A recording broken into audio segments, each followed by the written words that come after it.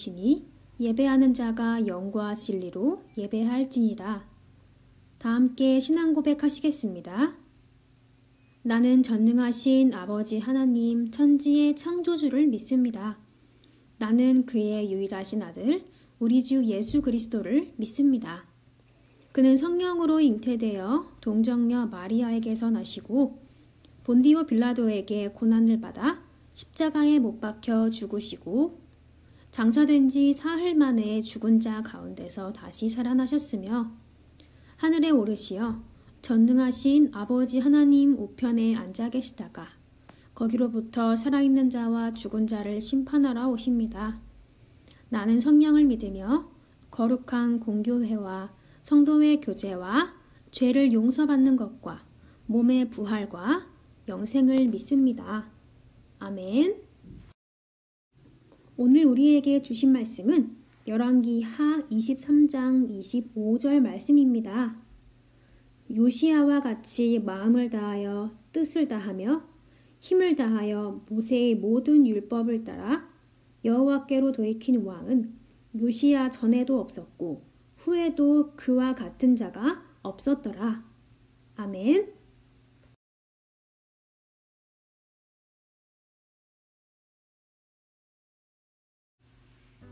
혹시 여러분은 리폼이라는 단어를 들어본 적이 있나요? 리폼이란 낡거나 유행이 지난 물건을 새롭게 만드는 것을 말해요. 이전의 모양이나 형태를 완전히 없애는 것이 아니라 필요한 부분에만 변화를 주어서 다시 사용하는 거예요. 그래서 사람들은 자신에게 소중하거나 의미 있는 오래된 가구, 옷 등을 리폼하여서 다시 사용하고는 해요. 오늘 우리가 읽은 말씀에도 새롭게 고치려는 사람들이 등장해요. 우리 함께 이야기 속으로 들어가 보아요. 하나님을 잊고 점차 우상을 섬기기 시작한 이스라엘은 남유다와 북이스라엘로 나뉘었어요. 하나님의 경고에도 사람들은 죄 짓기를 두려워하지 않았어요. 하나님께서 싫어하시는 신당을 지어 우상에게 절하고 심지어 사람을 제물로 바치기도 했지요. 이는 하나님께서 가장 싫어하시는 것이었어요. 성경은 이를 보신 하나님의 진노가 극에 달했다고 기록하고 있어요. 사람들의 죄로 가득한 남유다에 16번째 왕이 등장했어요. 바로 요시야예요. 그의 이름은 여호와께서 고쳐주신다 라는 뜻이에요. 그는 8살이라는 매우 어린 나이에 왕위에 올랐지만 이전의 어떤 왕보다 하나님을 굳게 믿었어요. 요시야는 남유다가 우상을 버리고 하나님의 말씀대로 살도록 하기 위해 많은 노력을 기울였어요.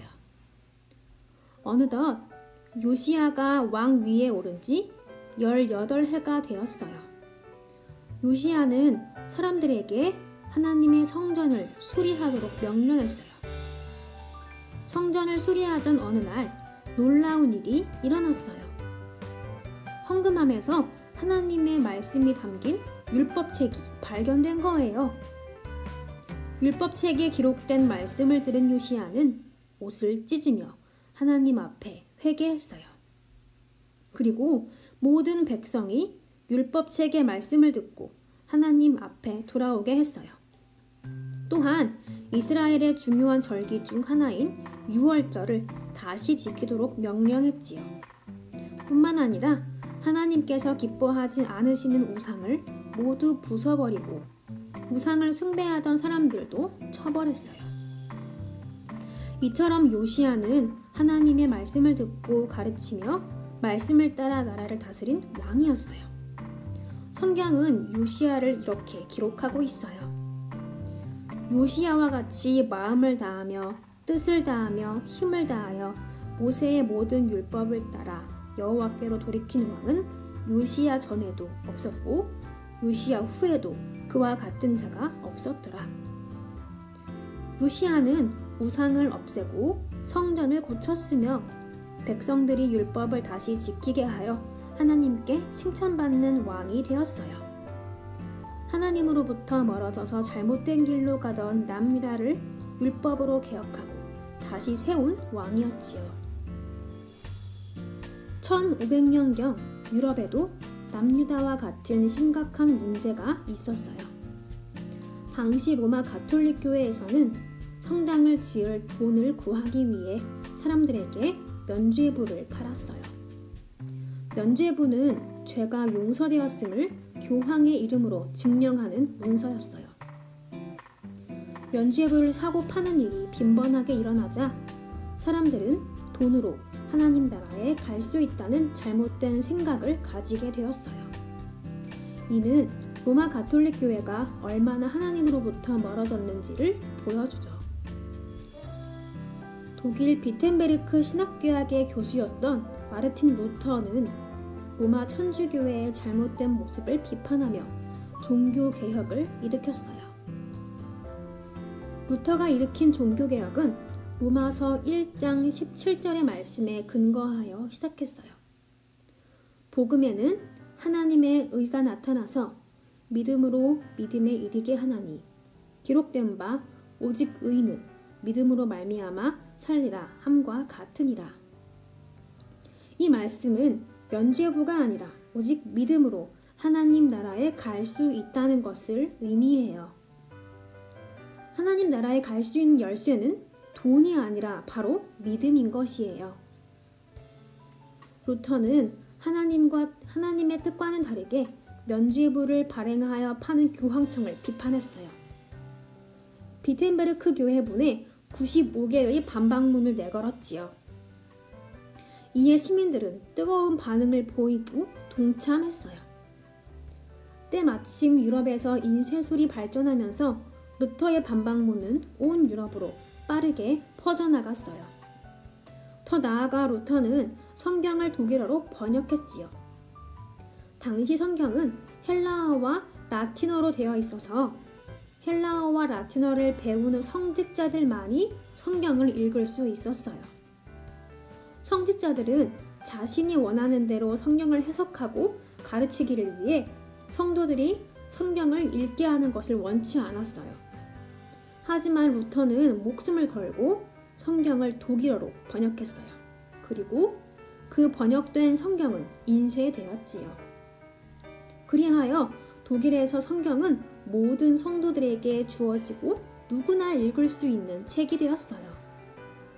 루터의 번역을 시작으로 성경은 프랑스어, 영어 등 여러 나라 언어로 번역되었고 많은 사람이 자기 나라의 언어로 성경을 읽을 수 있게 되었어요.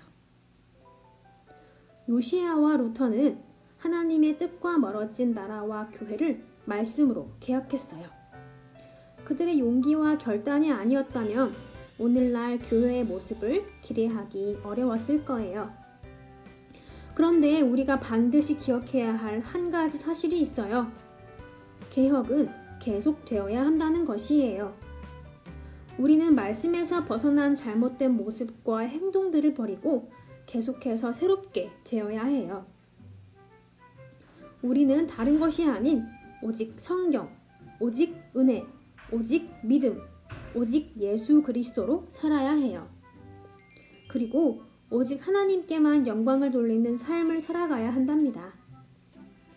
종교개혁 주일을 맞이하는 오늘, 요시야와 루터의 종교개혁을 기억하며 날마다 자신의 삶을 리폼해 나가는 멋진 믿음의 친구들이 되기를 소망합니다. 다 함께 기도하겠습니다.